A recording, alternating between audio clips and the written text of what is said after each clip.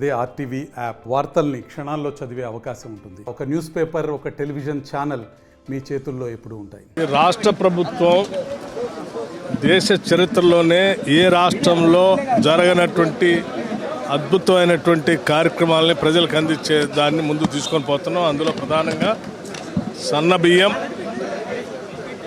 అట్లాగే ఇందిరమ్మ ఇళ్ళు, అట్లాగే రాజీవ్ యువ వికాసం, అలాగే 200 యూనిట్లు ఫ్రీ పవర్, గ్యాస్ సిలిండర్, 10 లక్షల వరకు రాజీవ్ ఆరోగ్యశ్రీ లాంటి అనేక పథకాలు పెద్ద ఎత్తున రాష్ట్ర ప్రభుత్వం కని విని ఎరగిన విధంగా చేస్తూ ఉంది.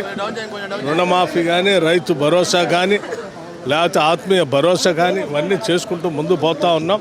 వీటన్నిటిని కూడా ప్రజల్లో వెళ్ళి లబ్ధిదారులందరికీ అందేటట్టుగా చూసుకునే కార్యక్రమాన్ని చూడమని చెప్పి సందేశం శాసనసభ్యులందరికీ ఇచ్చేటువంటి కార్యక్రమంలో భాగంగా ఈరోజు సమావేశం జరిగింది.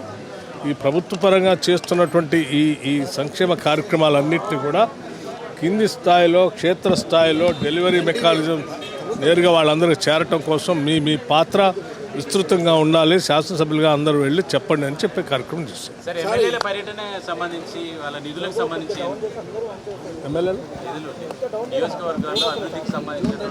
అభివృద్ధికి సంబంధించినటువంటి ఎస్డిఎఫ్ సంబంధించిన నిధులు వారు అడిగారు. తప్పనిసరిగా దాన్ని కూడా పాజిటివ్గా స్పందించాలని చెప్పి గౌరవ ముఖ్యమంత్రి రేవంత్ రెడ్డి గారు కూడా కోరారు. తప్పనిసరిగా దాన్ని ఆలోచించి ఎస్డిఎఫ్ కూడా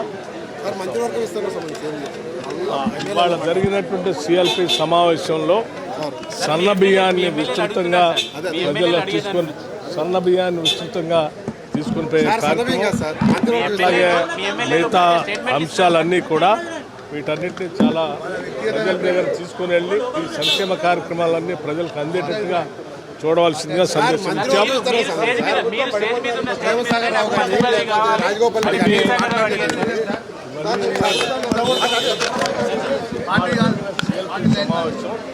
ప్రభుత్వం చేస్తున్న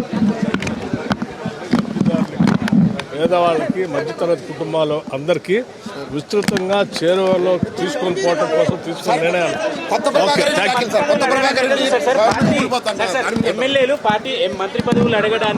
ప్రభాకర్ రెడ్డి గారు మరి నాకు తెలియదు ఆయన ఏ కాంట్రాక్టర్లో, ఏ బిల్డర్స్, ఏ రాజకీయ పార్టీలు వాళ్ళకి మూటలు ఇచ్చి ప్రభుత్వాన్ని కూల్చోని చెప్తున్నారో తెలియదు.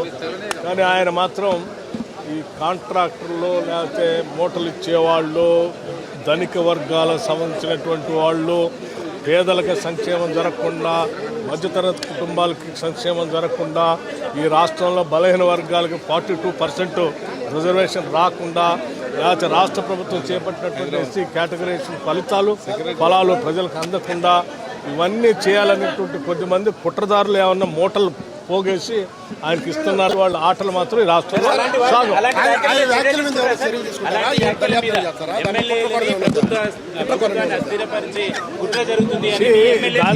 దానికి సంబంధించి ఇటువంటి వాటికి సంబంధించి చట్టం తన పని అది చేసుకుంటూ పోతుంది. మరిన్ని వీడియోస్ కోసం ఛానల్ ని సబ్స్క్రైబ్ చేయండి. లేటెస్ట్ అప్డేట్స్ కోసం వాట్సాప్ ఛానల్ ని ఫాలో అవ్వండి. ఆ లింక్ డిస్క్రిప్షన్ లో ఉంది.